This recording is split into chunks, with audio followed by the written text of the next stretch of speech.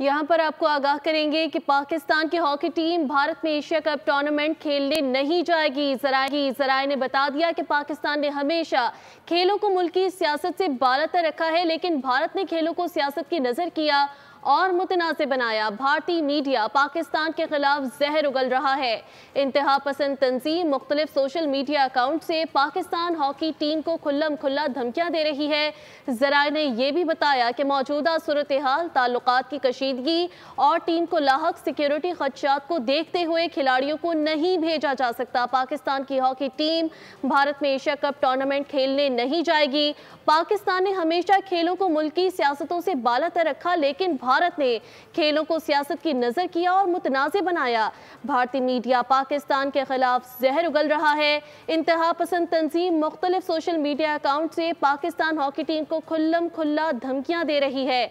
मौजूदा सूरत हाल के पेश नज़र, ताल्लुकात की कशीदगी और टीम को लाहक सिक्योरिटी खदशात को देखते हुए खिलाड़ियों को भेजा नहीं जा सकता। सब्सक्राइब करें और बेल दबाएं ताकि कोई खबर रह न जाए।